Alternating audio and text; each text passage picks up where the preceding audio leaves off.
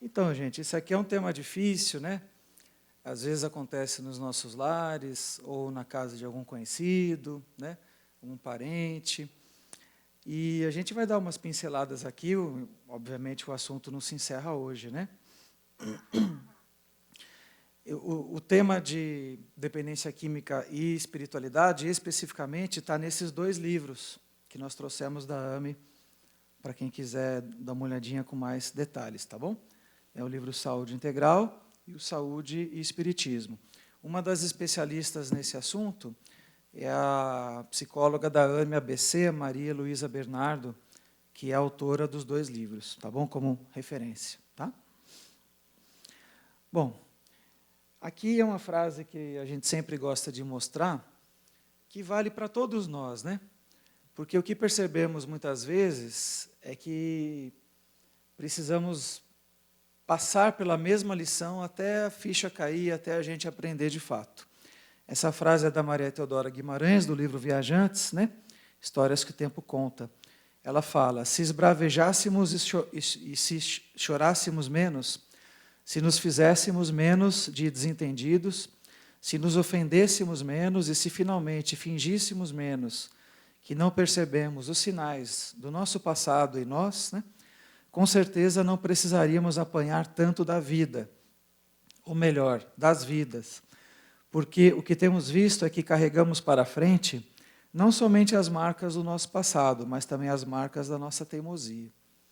Então, muitas vezes você sabe que você leva choque lá, pondo o dedo na tomada, mas você coloca o dedo na tomada de novo. Então, é uma reflexão que vale para todos, né?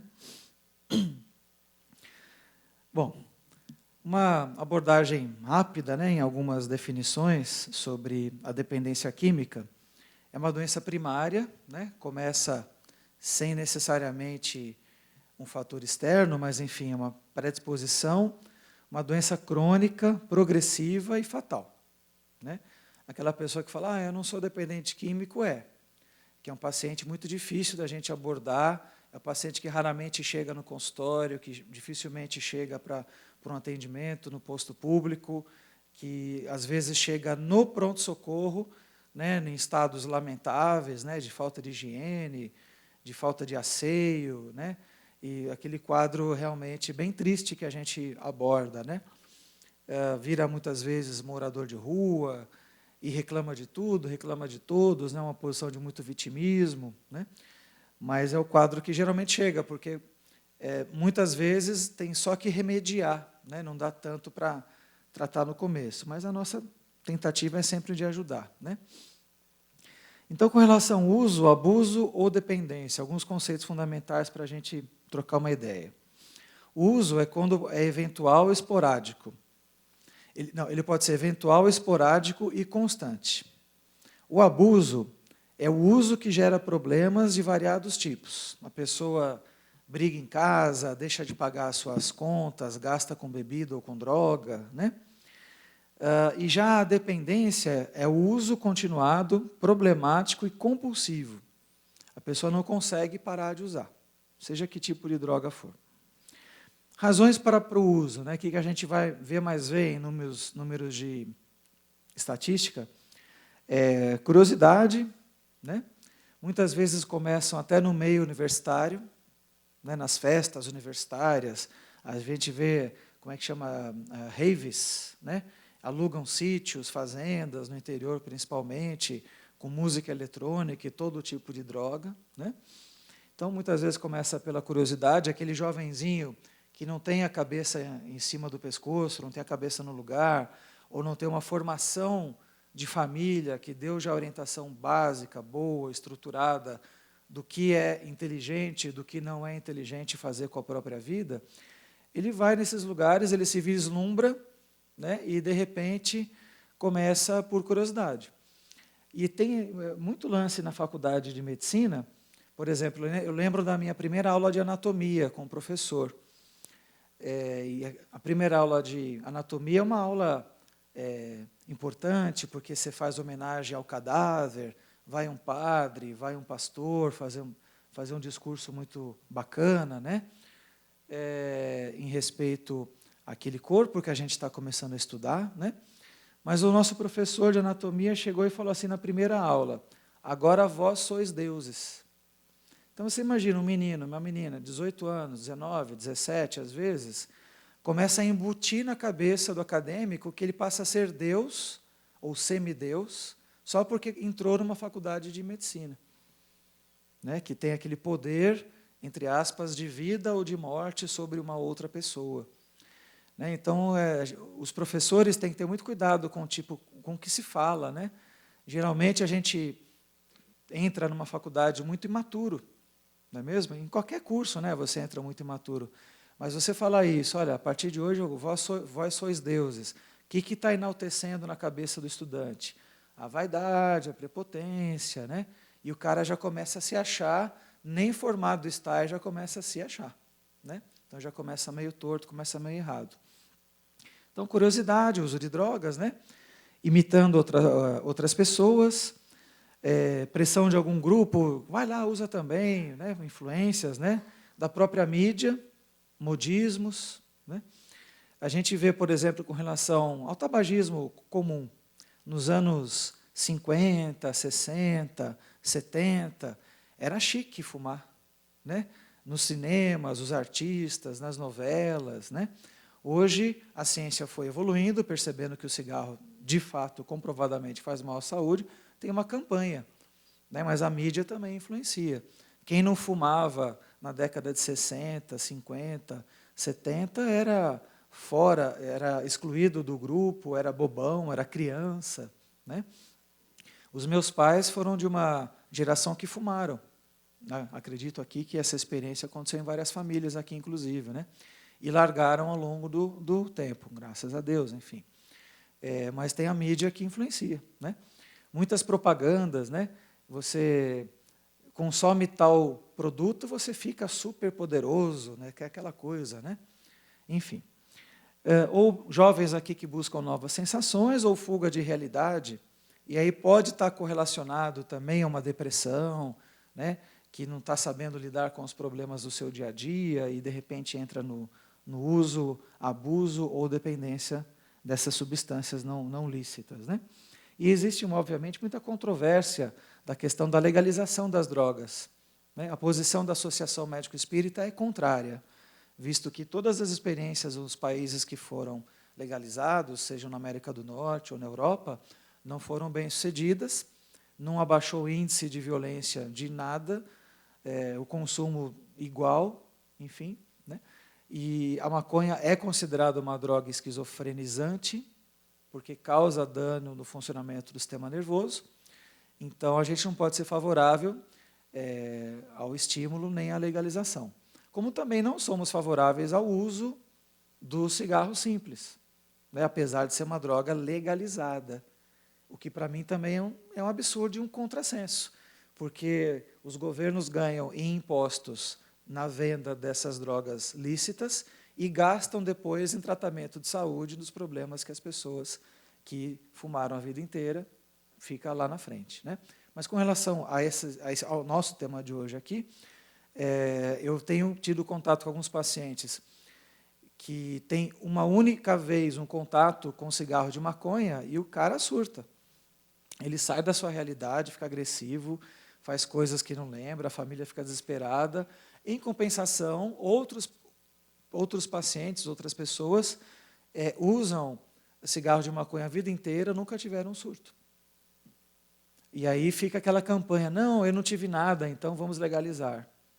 Então, é uma briga, esses dois pontos de vista, né? Mas é um tema, como eu já falei, que não se encerra hoje aqui. Né? Bom, no consumo aqui de baixo risco, aparentemente, é o maior número de pessoas, né?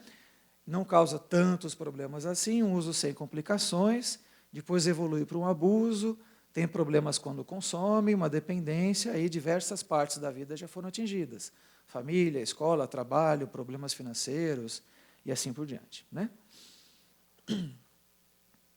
Então, aqui tem um fluxograma. No final, eu vou passar para vocês os slides de onde nós tiramos todas essas informações para ficar como referência. Então, resumidamente, né, estímulos externos, que pode ser propaganda ou educação não muito responsável de algumas escolas, mídia, pressão de grupo ou exemplo de outras pessoas, somando-se a estímulos internos pela curiosidade, pressões emocionais, inibições, timidez. Tem gente que bebe para ficar menos tímido, para paquerar, né? Ou aquela coisa de quebrar regras, né? Mais a facilidade de acesso, porque não são drogas caras, né? A fronteira passa de tudo, enfim, né? Pontos de venda deve ter aí, em vários pontos, que quem não usa não sabe onde vende, obviamente, né? Às vezes uma questão cultural, né? E a idade, mais aspectos orgânicos de uma predisposição à intolerância ao contato com álcool e drogas, né? E gerando prazeres, benefícios, a pessoa fica mais alegre, fica menos tímida, fica mais sedutora, etc., né? Somando-se à hipótese genética da hereditariedade, causa, então, resumidamente, nesse esquema, né, a questão do abuso e da dependência. Com relação aos nossos pais, né, o quão interfere? E eu tenho visto pais muito omissos ou submissos aos seus filhos, dessas novas gerações. Não sei se alguém aqui trabalha na área da educação, se tem tido muito problema com relação aos pais que deixam para a escola estudar. Ou melhor, dar valores, não só estudar. Né? Porque a escola vai dar o conhecimento técnico, né? Nas várias matérias, etc. Algumas escolas têm algumas matérias diferenciadas, com valores mais morais ou valores cívicos, enfim. Eu sou do tempo que eu tinha educação moral e cívica, né? Era matéria obrigatória. Então, a gente percebe que o currículo escolar, às vezes, pode estar, entre aspas, fugindo na colaboração junto aos pais, de instituir, às vezes, valores um pouquinho diferenciados para melhor. Né? Ou o pai, como eu estou falando agora, né, o pai ou a mãe estão muito omissos, né, achando que o professor que tem que fazer isso, que é o diretor da escola que tem que fazer isso, ou o psicólogo da escola que tem que fazer isso, né, ou a equipe da escola que tem que fazer isso. Meu filho está aqui, eu quero ele pronto. E aí é muito fácil ter filho no mundo. Né? Então, a influência dos pais com a idade ela vai diminuindo de uma maneira natural, mas se a influência for bem enraizada, bem cultivada, bem semeada, com certeza, quando o filho ou o neto tiver que fazer uma escolha numa das encruzilhadas da vida, virar à direita ou virar à esquerda, etc., etc., ele vai se lembrar daqueles valores básicos que foram passados. E com o tempo que a gente vê, a influência dos amigos influenciam. Mas lembremos que temos amigos e pseudo-amigos também. Né? Amigos só do oba-oba, está tudo certo, não é verdadeiramente amigo. Né? Bom, classificação das drogas aqui segundo a virulência. Drogas leves, moderadas ou pesadas. E aí a gente cita aí alguns exemplos, né? Cafeína, nicotina, álcool, cocaína, drogas pesadas, crack, heroína, solventes, né? E de efeitos duvidosos, LSD, ayahuasca, o chá de santo daime, que é um certo modismo. Né? Eu já tive pacientes que foram nesses eventos de rituais místicos e saíram de lá direto para a internação no Hospital Bezerra de Menezes, em São Bernardo do Campo, que é a nossa referência para a Baixada Santista, é o hospital em São Bernardo, né? Onde a Maria Luísa, que eu falei dos livros, ela trabalha lá. Né? Jovenzinhos que usam colírios para ficar doido das ideias, jovens que provocam sufocação no pescoço aqui, no banheiro das escolas, vocês já viram isso? Que eles têm uma sensação de prazer, quando aperta o pescoço, a oxigenação vai abaixando, como se tivesse ali um pré-desmaio, e aí eles tiram a mão para a pessoa voltar a respirar. Olha o que está acontecendo nos banheiros das escolas, públicas e privadas, de todo o nível social. Não é exclusivo de nenhuma classe social, não. Minha esposa é professora, trabalha em escola, ela conta umas histórias assim, até de contato com outras professoras. Enfim, é a realidade. Né? Bom, o que a gente vê aqui? História natural da doença. Primeira fase, a gente chama a fase do mico ou do macaco. Né? É o uso social da cocaína, da maconha ou do álcool. Então, universalmente isso acontece. Eventualmente você toma uma cerveja, uma cachaça, né? Um chopp lá no Pinguim de Ribeirão Preto, Tasto aqui, né? Toma um vinho com pizza. Então, uso social, mas um uso inteligente, onde você sabe parar de beber, né? Isso é até aceito pela sociedade como um todo. Existem algumas pesquisas falando do vinho, que uma taça de vinho todos os dias poderia fortalecer a parte cardíaca, as coronárias, etc. Mas não é tomar 1, 2, 3 garrafas de vinho que vai ficar com um super coração, também não é assim. Tem a dose e o hábito, né? Então, as pessoas, nessa experiência universal, elas saem de um estado normal para ficar eufórica ou menos tímida, para falar mais, e aí paquerar mais, e assim por diante. É uma experiência gratificante, né? Melhora, às vezes, até a produtividade, a sociabilidade do sujeito ali, né? E, geralmente, acontece algumas ressacas, após festas, casamentos, etc., etc., né? Que a gente chama que é a fase do macaco, que ele passa a fazer micagem, conta piada, né? Vira meio aí aquela pessoa mais alegre num grupo de pessoas. Então, fica de normal para eufórico. A segunda fase aqui, onde se começa a manifestar uma dependência, a gente chama a fase do leão. Onde a dose que eu tomava antigamente já não fazia mais aquele efeito prazeroso, aquele efeito que eu ficava mais alegre, mais conquistador e assim por diante. Então, eu tenho que tomar mais para fazer aquele mesmo efeito, ou ingerir mais para fazer o mesmo efeito, ou cheirar mais para fazer o mesmo efeito, ou fumar mais para fazer o mesmo efeito. Então, a pessoa que ela fica no estado assim meio de depressão e ela ingere mais nessa fase aqui para ficar no normal. Ela não fica mais do normal para o eufórico, para o alegre. Porque ela foi tomando, e ela percebia que quando não tomava ficava meio down, meio depressivo. Então ela começa a voltar a tomar para ficar no normal dela. Ela não fica mais eufórico como ficava antes, né? Isso já gera um certo sofrimento emocional, queda na produtividade, no raciocínio, no estudo, né? Começa a ter lapsos de memória. E por que a gente chama da fase do leão? É aquela fase, principalmente, que a pessoa começa a arrumar briga, a arrumar confusão, por coisas banais, por coisas bobas, que ele passava reto antes, mas agora o grau de tolerância fica muito baixo. Por isso que chama a fase do leão. Aquele cara lá que grita, que ameaça, né? Se sente forte, poderoso, etc., ele vai arrumar confusão, ele não pensa 2 vezes. Quebra a garrafa, parte para cima do outro, não aceita ser confrontado. Isso é uma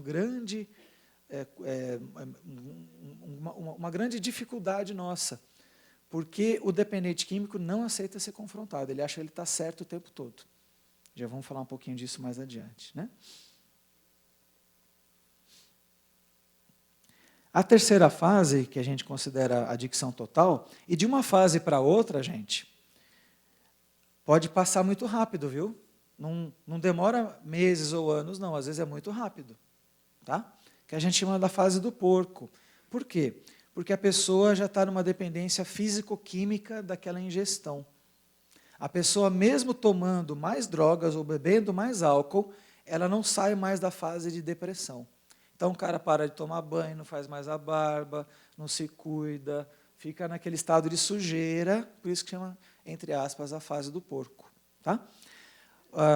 O embotamento emocional está completamente complicado, né? O isolamento, ela não interage mais, ela está realmente num quadro que já é necessário uma intervenção mais dura, uma internação, né? E tem internações voluntárias e as involuntárias, que é uma outra polêmica. Até que ponto essa pessoa está no direito de decidir por ela mesma nessa fase? É complicado, às vezes rola até processo, né? Então, grande decadência social e familiar, grandes apagões de memória, delírios, alucinações, porque ela passa a beber para melhorar, para parar de ter alucinação, delírio tremens. Aí é um quadro bem grave, delírio tremens, tem que internar na marra, para tomar glicose, complexo B, hidratação, remédios, o que for necessário, Porque a pessoa começa a ter alucinação, ela bebe e para de ter alucinação. Então ela acha que bebendo melhora.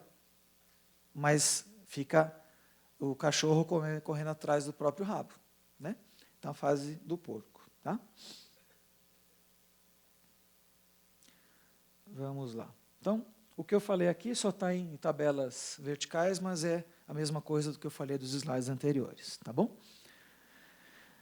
Bom, entrando um pouquinho na parte espiritual da dependência, a gente abrindo aí o Livro dos Espíritos, nas questões 459, 474, 475, sobre a questão da vampirização, que é um tipo de obsessão, né, que falamos um pouquinho na parte da manhã. Né? A vampirização é um estado de obsessão muito grave. Aliás, a vampirização também está perto da fascinação. Porque na fascinação é um tipo de obsessão que a pessoa até se sente bem. Talvez a mais perigosa seja a fascinação. Por quê? Porque antes de eu chegar na fase do porco, que eu falei agora, a pessoa vai lá e ela sente prazer em beber, prazer em consumir aquela droga. Então, o obsessor de plantão, como a gente falou hoje cedo, lembra o slogan, tudo de ruim para você? Né? Ele chega no pé do ouvido daquele paciente que usa droga e fala assim, vai lá, vai de novo, cheira de novo, bebe de novo, faz aquilo de novo, até a vida chegar na fase do porco. Então, na fascinação, aquele tipo de obsessão que a pessoa sente bem. Nossa, eu estou bebendo, estou me sentindo o máximo, conquistei 4 mulheres na mesma noite, né? E aí, agora eu sou o tal. Ninguém me segura mais. Agora, meu filho, eu vou que vou. E as meninas também. Uma vez eu vi uma entrevista na época do Carnaval, era entrevista ao vivo, né? No jornal Hoje, falando da alegria do Carnaval, música, não sei o quê. Tudo bem, até um certo ponto é aceitável, né? E o rapazinho falando assim, nossa, eu já beijei 18 meninas hoje. 18. Olha que troca de saliva maluca que é isso aí. Chega a ser até anti-higiênico, meu Deus do céu. Não é mesmo? Então, não tem mais aquele prazer só de paquerar, de conquistar. Uma. Isso tem um certo romantismo, pelo amor de Deus. Eu não sou careta, não estou falando disso. Tá certo? Mas você vê o uso e o abuso, né, que as pessoas se tratam como se fossem 2 pedaços de presunto. Né, um quer comer o outro, né, sem aquele respeito mínimo que se deve. Né? Mas, enfim, na fascinação é um tipo de obsessão, então, que faz a pessoa se sentir bem. Mas, no fundo, é um pré-passo para o abismo, que é onde já entra a vampirização. Então, fala aqui na questão 459, estamos constantemente sob influência espiritual. 474, subjugação de um espírito sobre encarnado por sua fraqueza. 475, para afastar esse domínio, vontade firme. Então, a responsa é de cada um. Né? Do livro aqui, Nos Domínios da Mediunidade, André Luiz, ele cita, junto a fumantes e bebedores inveterados, criaturas desencarnadas sorviam as baforadas de fumo e outras aspiravam o hálito etílico. Aí você fala, meu Deus, acabei de almoçar, será que eu almocei sozinho, né? Ou então você vai no rodízio de pizza, você fala, vou detonar, né? Vou comer 38 pedaços de pizza hoje. Vou gastar aqueles R$ 29,90, vou dar prejuízo para o dono da pizzaria. Não faz sentido comer 38 pedaços de pizza. Mal e mal, seu estômago aguenta 3, 4, vai, forçando a barra um pouquinho. Né? Então, é um pensamento da fascinação que muitas vezes chega na vampirização.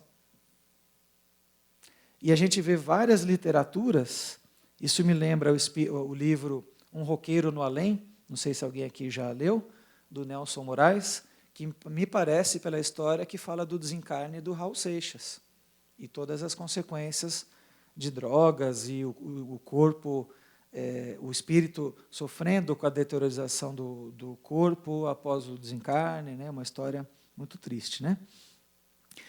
Mas vamos abordar essa questão espiritual correlacionando com algum traço de comportamento da parte psicológica. Questão 913 do Livro dos Espíritos. Dentre os vícios, qual o que pode se considerar radical? Resposta. Temo-lo dito muitas vezes, o egoísmo. Daí deriva todo o mal. Estudai todos os vícios e vereis que no fundo de todos há o egoísmo. Por mais que lhes des combate, não chegarei a extirpá-los, enquanto não atacardes o mal pela raiz, enquanto não lhe houverdes destruído a causa. Tendam, pois, todos os esforços para esse efeito, porquanto aí é que está a verdadeira chaga da sociedade. Quem quiser, desde esta vida, ir aproximando-se da perfeição moral, deve expurgar do seu coração de todo o sentimento do egoísmo, visto ser incompatível com a justiça, o amor e a caridade. Ele neutraliza todas as outras qualidades. E aí, colaborando, né, com um ponto de vista espiritualista, o Dr. Eduardo Bá, homeopata, imunologista, diz o seguinte, que nós aqui, encarnados, né, todos aqui, não estamos todos aprendendo a mesma lição ao mesmo tempo.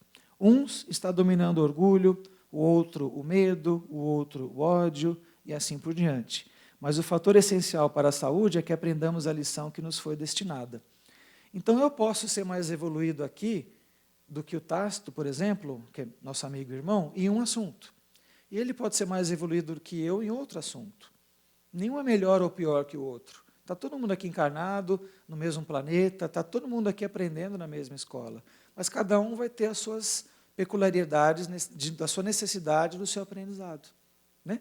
Então, quando ele fala aqui do egoísmo, e aqui o Eduardo Bá amplia para as outras possibilidades, o que a gente observa com relação à dependência química, né, é a questão do cultivo do ego. Custe o que custar, doa a quem doer. É uma obsessão pelo prazer, que eu tenho que sentir prazer, estar na crista da onda, né, aquela coisa da adrenalina, do bem-estar, o tempo todo. E aí mistura com situações de risco, tira racha em estrada ou dentro da cidade, e não é necessariamente um dependente químico. Conquistas sexuais e amorosas de todo tipo, né? Os prazeres do poder, os prazeres do dinheiro, os prazeres da vaidade, tudo isso é um cultivo do ego. Então, quando eu estou cultivando só o meu ego, então, primeiro eu, segundo eu, terceiro eu esqueço do resto. E o que a gente observa nas dependências químicas, como característica de personalidade, é o embotamento afetivo, uma indiferença. É mais ou menos o seguinte, eu vou lá, roubo a carteira do Tácito, e não estou nem aí se eu roubei a carteira dele, se ele vai sofrer com isso. O cartão de crédito, os documentos, né? Porque eu quis. Ué, não podia? E o dependente químico fala muitas vezes com esse ar de cinismo. Como assim não podia roubar a sua carteira, mãe? Eu não trabalho, você tem que me sustentar. Dane-se você, eu quero saber de mim. Então, cultivo do meu prazer, do meu ego, contrário do altruísta, que pensa também nos outros. Não é? Então, embotamento afetivo é uma indiferença, juízo ético muito precário. Né? Isso a gente vê no comportamento não só do dependente químico, tá? Mas essas são características do dependente. Racionalização, o cara se justifica. Não, eu roubei a sua carteira, porque eu quis, porque eu estava com vontade de tomar cerveja, porque está sol, porque está calor. E dão respostas absurdas. Né? É o tipo de paciente, muitas vezes, como a gente pôs aqui, impermeável ou inatingível, escorrega. Dificilmente chega para pedir ajuda. Quando chega, está na fase do porco. Dificilmente na fase do macaco ou na fase do leão, essa pessoa pede ajuda. Então, aqui é um caso clínico de regressão, que eu vou passar rapidinho. Né? Um rapaz jovem, não tolero, frases dele, não tolero responsabilidades, receber ordens, nem ser pressionado, escola, trabalho, tampouco contrariado. Aliás, ser contrariado ninguém gosta, nem nós. Né? Mas na dependência química, eu faço as minhas regras, dane-se as suas. Irritação, revolta, agressividade, uso de drogas, confusões na vida, dívidas, furtos, boletim de ocorrência, aquela coisa. Né? Via espíritos, bons e ruins, via um índio, todo o tempo, um caso real, sentia cheiros de mato. Declarações dele. Embora contrariado, achava que tinha algo que mudar na sua vida. É um caso que chegou no consultório. Então, quando esse rapaz, a gente percebeu que poderia se trabalhar com regressão para ele, como eu já disse de manhã, nem todo caso é caso, né? Veio essa vivência aqui para ele. Um índio jovem, do passado dele, que ele teria sido, que lidava com ervas criadas por um feiticeiro, de uma aldeia. E ele assumiu o posto desse feiticeiro. Só que ele não tinha o dom de curar que o feiticeiro tinha. Ele não contactuava com os espíritos lá da tribo dele, onde ele vivia, naquela vivência passada, como o feiticeiro, como o xamã lá tinha, que era o nome que se dava numa época, né? Ele ingeria líquidos alucinatórios, lá na vida passada, para manter esse status, porque ele ficou no lugar do outro. Tá? Para tentar curar, para tentar fazer previsões e evocar espíritos. Numa guerra que a aldeia dele passou com os brancos, lá da época, onde ele perdeu esposa e filhos, ele tentava se vingar dessa morte que ele teve da família dele e morreu baleado por consequência disso, daquela confusão lá de invasão, né? O seu espírito, depois que desencarnou, voltou para uma caverna onde ele vivia, onde ele usava aquelas ervas todas lá, e onde estava enterrado aquele que era de fato um feiticeiro, que tinha mais dons da parte espiritual, de acordo com o sistema de crenças daquela aldeia, daquela época, ok? E o espírito fica triste, fica revoltado ali, e durante a regressão ele sentia muitas tonturas. Então ele começou a pensar, pera lá, será que eu preciso usar drogas para ter esse poder, como essa pessoa que teria sido eu lá no passado precisou usar? O que eu estou ganhando ou perdendo com isso aqui agora hoje? Então é o começo de uma mudança de um certo padrão de comportamento.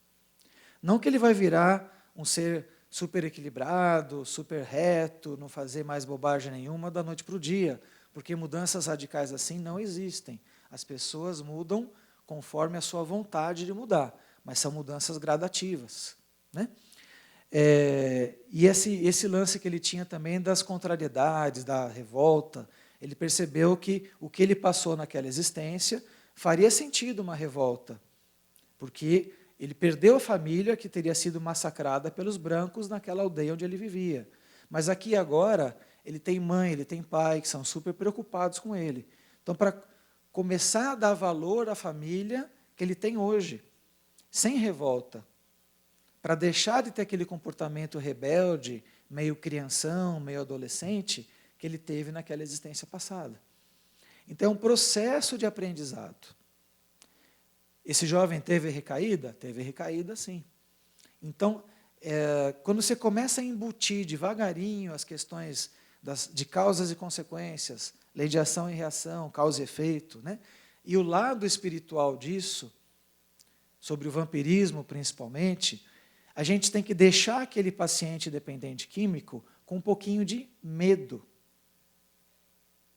Porque ele pode morrer por conta das próprias drogas, numa parada cardíaca, ele pode cair numa emboscada com polícia e com bandido, arrumar muito mais confusão do que ele já tem. Então, se você não começa a embutir um pouquinho de medo, terapeuticamente falando, para voltar a seguir minimamente, falando minimamente, algum sistema de regras, esse paciente não vai largar a sua dependência química. Enquanto você não embutir a questão do egoísmo, e ele admitir que está sendo egoísta quando pensa só no seu prazer, em detrimento do sofrimento que ele possa causar para os seus familiares, ele não começa a melhorar. Esse mesmo pacientezinho aqui fez uma outra regressão. Aqui o título que ele colocou foi O Oprimido. Numa vivência anterior, ele se viu como um garoto submisso e pressionado por um pai dominador, implacável, e ele apanhava muito desse pai. Com muita tristeza e raiva, ao mesmo tempo, dessa família dele, sempre se esforçava para agradar o pai, mas o pai nunca estava satisfeito. Lá na vida passada dele, na história da regressão. Após a morte do pai, lá na vivência passada, triste pela perda do pai, mas alegre pela liberdade, que não tinha mais aquele pai castrador e muito duro, né? Assumiu os negócios lá do pai e passou a ser exigente com tudo e com todos. Aqui é um resuminho, né? Tornou-se uma pessoa chata, desagradável, sem amor. morrendo jovem do coração, sem usufruir nada da vida, sendo na vida o que não queria ser no fundo, ficando o espírito revoltado após aquele desencarne. E resolveu que nunca mais faria isso de novo. Então ele passou a entender de onde poderia vir uma certa tendência da rebeldia, passou a dar mais valor ao pai e à mãe de hoje, que eram amorosos, carinhosos, davam todas as chances, N vezes, quantas vezes fossem necessárias para ele levar uma vida minimamente reta, né? A preguiça, a intolerância, a agressividade, de não gostar de receber ordens. Então a gente começa a embutir um pouquinho de uma transformação daquele caráter que ele estava trazendo lá de trás. Todos os casos de dependência química são casos parecidos com esse? Não, só estou dando um exemplo, porque eu trabalho com esse assunto. Tá? Todos os casos dá para fazer regressão? Também não. A maioria dos casos é terapia convencional e linha dura. Tá? Uma vez eu atendi um paciente que chegou bêbado no consultório. Não atendi. Voltou para casa junto com o familiar, não tem jeito. E teve que pagar a consulta. Tem que pagar, porque se eu não cobro, ele vai manipular sempre para mim. Não é uma questão da minha ganância financeira, não estou falando disso. Porque ele ocupou um horário, ele chegou bêbado, ele tem que pagar, a responsabilidade é dele. Né? E o pai entendeu e fez isso em total concordância. Né? Então a gente precisa ter uma postura de firmeza com brandura, mas brandura com firmeza. Porque se ele fizesse do meu consultório o que ele faz na vida pessoal dele, se eu abro brecha uma vez, aí ele vai faltar sempre, aí ele vai atrasar os horários, aí ele não vai cumprir os compromissos, eu vou ficar lá esperando, ele não vai chegar, e assim por diante. Então a gente precisa ter um certo mecanismo de aprender a seguir regra. E o que ele passou a fazer? E eu combinei com o pai dele, olha, você vai deixar a consulta do seu filho paga adiantadamente. E se ele não vier, você vai tirar o celular, vai tirar o computador dele. Isso é uma orientação do amor exigente. Já ouviram falar do amor exigente? Já vamos falar um pouquinho mais adiante. Por que se chama amor exigente? Para a pessoa dar valor ao amor. E dar amor àqueles que estão ajudando, e não dar nada do contrário. Mas vamos chegar lá, vamos lá. Então aqui, como abordar, como falar? Primeira coisa, ser direto, falar a verdade. Não ficar cheio de não me toques. Não tratar o dependente químico de Vossa Excelência. Não é o caso. Né? Fala com a verdade, sem arrogância, olho no olho, médico e paciente em condição de igualdade, né? Mas embutir ali um sistema de regra. Né? Então, na esfera física, né, tem que ter a desintoxicação, organicamente falando, uma limpeza, às vezes internação em um hospital regular. Né? Na esfera cognitiva, uma conscientização sobre a natureza da doença, daquilo que eu falei lá no começo, doença incurável, doença crônica, doença letal, doença que vai gerar N prejuízos. Né? Ajudar o paciente a passar pelos seus bloqueios emocionais, porque muitas vezes nós temos comorbidades. Tem dependência química e depressão, dependência química e ansiedade. São coisas que acontecem ao mesmo tempo. Que a gente tem que abordar também o tratamento para depressão, para ansiedade, com remédio, com psicoterapia. Né? E, principalmente na esfera espiritual, reformular valores éticos e morais. Se a gente não chegar nesse ponto de uma verdadeira reformulação, numa conversa franca, estamos em franca, trocadilho besta, né? Enfim, uma conversa franca ali, de mudança de valores éticos e morais, não adianta nada, você está enxugando gelo. Então, quando a gente fala isso para o paciente, ele sabe que ele vai ter que chegar lá, naquele dia, naquele horário. O remédio, quando for caso de dar remédio, não vai ficar na mão dele, vai ficar na mão do familiar. Vamos contar o número de remédio. Muitas vezes é tratado que nem criancinha, mas é adulto. Porque ele tem que readquirir a confiabilidade de se auto-administrar sozinho, que ele perdeu a total competência disso, quando chegar a fase do porco. Tá? Aí temos vários grupos de apoio, lógico. Alcoólicos anônimos, narcóticos anônimos, neuróticos anônimos, grupos nas empresas, nas famílias, nas escolas, as ONGs, nas religiões, né? Então, o tratamento medicamentoso, vai entrar com antidepressivo, ansiolítico, estabilizadores de humor, né, remédios para cortar o ímpeto de beber, de usar droga mais uma vez, anticonvulsivantes, psicoterapia individual e ou em grupo, psicoterapia com regressão ou sem regressão, a maioria é sem regressão, né? E principal, né, apoio ao codependente. Quem é o codependente? São os familiares que estão em volta daquele dependente, que sofrem pacas, desgaste emocional, energético, espiritual, financeiro. Essas pessoas também precisam de apoio, de um ombro amigo ali, seja do próprio profissional que atenda ao filho, ou ele indicar para outro serviço de psicologia, para aquele familiar fazer uma psicoterapia também. Porque às vezes o familiar tem muita dificuldade de dizer não para o seu filho, ou para o seu esposo, ou para a sua esposa, ou para o seu parente, seja quem for. Porque o certo, num processo até de educativo, são os educadores, pais, mães, vós, tios, tal, dizer o sim na hora do sim e o não na hora do não para as crianças. Se não começa a fazer isso desde pequeno, na adolescência fica pior, na vida adulta é só consequência. Né? E às vezes, pais e mães, como eu falei no início, eu tenho visto, omissos ou submissos muito aos seus filhos, querendo comprar os filhos com um celular de R$5.000. Sabe aquele celular que faz pipoca, assim?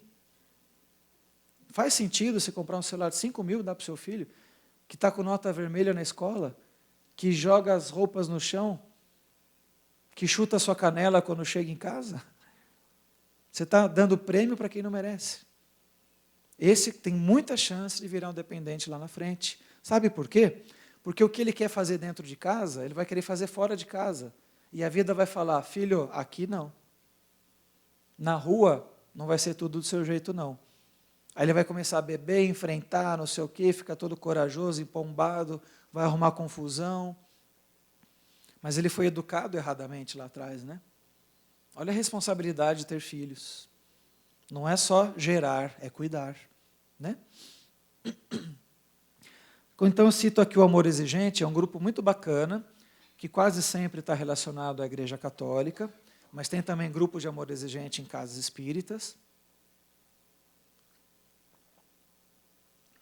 que vai orientar muitas vezes, porque às vezes o dependente químico não vai orientar muitas vezes o pai, o que fazer, o que não fazer, o que falar, o que não falar. O pai não pode tirar a autoridade da mãe. Vamos supor, o dependente químico que é o filho, pede R$10 para a mãe para comprar um sorvete. A mãe fala não, e o pai fala, toma filho, ele dá escondido. Vixe, perdeu a moral. Aí vai ser chantagem o resto da vida. Até com ameaça de suicídio. Ó, se você não me der R$10, eu me mato, hein? E aí, por medo, o que o pai e a mãe falam? Toma 10, toma 20, toma 30. E fica aquela bola de neve, uma confusão, né? Então, tem vários modelos aqui que eu vou passar até rapidinho, os slides vão ficar aqui. Modelo Minnesota, né? Lidar com os sintomas da abstinência aguda e demorada, corrigir danos físicos, psicológicos, sociais e espirituais. Primeira tarefa, reconhecimento por parte dos dependentes químicos que são portadores de doença debilitante, com risco de vida associado ao uso das drogas alteradoras do seu estado de humor. Segunda tarefa, abstinência total de toda e qualquer substância alteradora do seu estado de humor. Aí o paciente fala assim, então eu vou substituir a cocaína por um remédio estabilizador de humor? Vai. Mas é outra droga. Mas essa vai ajudar o teu cérebro a funcionar um pouquinho melhor. A outra só vai gerar dano. Mas você também é traficante de drogas, doutor Flávio. Pois é, mas eu só uso drogas que a ciência autoriza. Né? Só prescrevo drogas que a ciência autoriza. Então, os pacientes peitam. Tá? Então, uma coisa, às vezes, energeticamente muito carregada. Né? Terceira tarefa, reconhecimento da necessidade de um programa de recuperação. Então, aqui fala abstinência, manter a sobriedade para voltar a ter uma vida confortável, uma vida produtiva, aprender a parar de usar o químico, aprender a lidar com a vida sem o químico, aprender a viver confortavelmente enquanto abstinente, aprender como construir uma maneira de viver sóbria e significativamente. Então, dá-lhe terapia, gente, dá-lhe conversa. E a religiosidade, como já foi falado pelo Lawrence aqui de manhã, é um fator fundamental para o paciente dependente químico ter um pouco mais de chance de sair da dependência química. Sabe qual é a porcentagem de recuperação? 2%. É muito pouco, né? Aí a gente aplaude todas as entidades religiosas que vão lá na Cracolândia, toda cidade tem a sua Cracolândia aí, né? Voluntários, né? De várias igrejas católicas, evangélicas. Essa parte o meio espírita acho que não colocou tanto a mão na massa ainda, né? E vão lá oferecer um lanche, não sei o quê, e colocar em clínicas, às vezes, gratuitas, né? Ou em abrigos provisórios, para tirar aquela situação de sujeira. Eu já vi a Cracolândia de perto, uma vez eu fiquei hospedado ali em São Paulo, perto da Avenida São João, uma quadra da Cracolândia, eu via da janela do quarto. Né? O que passa, às vezes, nos telejornais, né? É uma coisa muito triste. Né? E a gente aplaude esses voluntários que vão lá dar alimento, dar um cobertor, e que realmente praticam o cristianismo para aqueles que realmente estão numa situação de quase encarnação perdida. Né? Então, o processo de evolução e recuperação são fases teóricas, né? Então, reconhecimento da dependência química, identificação das consequências, tratar sintomas de abstinência, o paciente tem que aceitar, às vezes, internação, às vezes aceitar remédio, aprender a lidar a vida sem os químicos, desenvolver um estilo de vida, reformulação de valores morais e éticos e minimamente equilibrados, né? E ter mudança de pensamento e umas crenças, sentimentos e atitudes também melhoradas. Né? E aí continuar sóbrio e viver em produtividade, tratamento e manutenção. Aqui é só um esqueminha de nível assim, de maturidades. Né? Quando a gente aborda um pouquinho essa questão da parte espiritual, né? Ali está nível 1. A pessoa ainda tem inconsciência e incompetência. Começa a tomar, subindo um degrauzinho, um comecinho de conscientização, pelo fortalecimento da sua vontade. Ele tem um pouquinho mais de consciência que ele é dependente químico, mas ele ainda tem incompetência para se curar sozinho. Aí é a hora da gente intervir, para que ele tenha consciência e se sinta um pouco mais competente na parceria com a equipe de saúde, ajudando para que ele possa ter a maturidade emocional com o médico, com a psicóloga, com o assistente social, com a terapeuta ocupacional, com curso profissionalizante, sair da ociosidade, para refazer os seus valores e voltar a ter algum tipo de crescimento, de produtividade na sua vida. Para chegar numa competência mais espiritualizada, numa integração de volta com a sociedade, com a família. Então, isso aqui pode demorar uma vida inteira, o que eu falei em 2 minutos. Com recaídas, subindo degrau, um degrau, às vezes voltando 2 ou 3. Então, não é fácil. Muitas vezes são situações que não se resolvem numa única encarnação. Tá?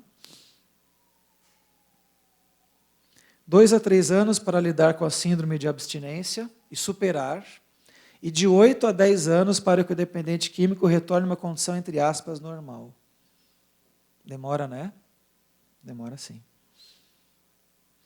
Aqui é um esquemazinho das possibilidades de atuação dessas equipes voluntárias ou contratadas, né?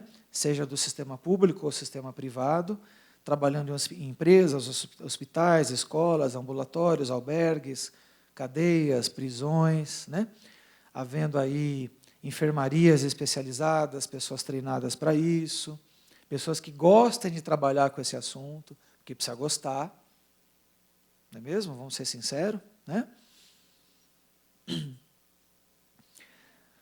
Aqui parece um esquema doido, né? Mas aqui é quando tem recaída, quando quer interromper o tratamento, o que acontece, e os caminhos que a gente faz para tentar reverter esses processos aqui. Aconselhamentos, internações, terapia cognitivas, para a revisão dos seus valores. Tá? Então, repetindo as mesmas palavras, né? Que a pessoa tem que ter a vontade, o desejo de parar de usar, né? Numa pré-contemplação. O indivíduo ainda não cogita a mudança, está resistente a qualquer orientação. Numa fase de contemplação, o indivíduo reconhece o problema relacionado ao consumo, cogita a mudança, mas ainda adia os efeitos positivos dessa mudança. Ele está ambivalente. Na fase de preparação, o indivíduo reconhece o problema, mas se sente incapaz para resolver sozinho e começa a pedir ajuda. Essa fase pode ser muito passageira, por isso é indispensável pronta abordagem. Fase de ação, o indivíduo interrompe o consumo, começa o tratamento, mas ainda tem uma ambivalência. Ele sente prazer em usar drogas ainda. Essa ambivalência vai acompanhar o sujeito durante esse trajeto, o que justifica um acompanhamento constante, às vezes fazer consulta todo dia.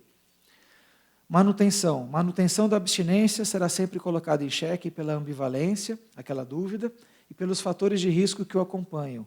Portanto, deve ser aplicada a prevenção de recaída. Recaída refere-se ao retorno ao consumo após um período considerável de abstinência. O lapso, quando o retorno ao consumo, dentro de uma situação de abstinência, é muito pontual. Recair não é voltar a estaca zero, ao contrário, nesse momento, ambos perdem com o fato. A gente tem que ter solidariedade quando tem uma recaída. Então, aqui é um esquema, quando que a gente vai fazer tratamento só ambulatorial, quando que a gente vai fazer tratamento de internação. Tá? Não vou discutir tanto essa parte aqui, na presença de algumas comorbidades, ou clínicas ou psiquiátricas. Né? É só um esquemazinho simples. Deixa eu passar essa aqui também. E algumas consequências orgânicas, né, que os pacientes justificam demais para continuar usando droga. Por exemplo, além da morte súbita, o que já poderia assustar qualquer sujeito, danos cerebrais, insuficiência renal aguda, acidente vascular cerebral, insuficiência cardíaca crônica, infarto, N problemas orgânicos. Né? A gente tem que falar isso para os pacientes. E mesmo assim, lembra que eu falei que a gente tem que colocar medo? É quando a gente começa a abordar isso aqui.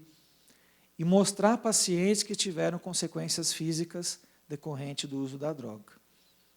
O que os olhos não veem, o coração não sente. Então, eles têm que ver, eles têm que enxergar, olhar o paciente que teve consequência física grave para falar, opa, eu não quero isso aqui para mim, não. Né? Se a gente abordar também de uma maneira reencarnacionista, abordando a questão da espiritualidade, da interferência dos espíritos, pode ser um recurso que pode somar valor. Né? Lembrando que temos que respeitar o livre-arbítrio, mas sempre oferecer oportunidades, né? E deixar claro para o paciente que ele que vai arcar com seus atos e consequências. A porta da ajuda vai estar aberta, sempre. Mas a consequência vai vir mais cedo ou mais tarde, para essa vida ou para outra. E aqui também o risco de suicídio é grande. Então, é uma coisa para se prestar muita atenção. Né? Então, a informação, falar do assunto, desde pequenininho, nas escolas, em casa, nas religiões, nas empresas, na mídia. Né? A gente tem que abordar isso, né? A informação para ajudar na prevenção. Que a desinformação mata mais do que as drogas. Né? Aqui tem vários sites onde eu tirei boa parte desses temas aqui, que vai ficar filmado, vai ficar nos slides, para quem quiser acessar. Que tem muito mais detalhes desses esquemas, para quem quiser se interessar mais um pouquinho, para quem for da área da saúde, principalmente. Né? E eu encerro aqui minha participação. Muito obrigado pela atenção, fiquem com Deus.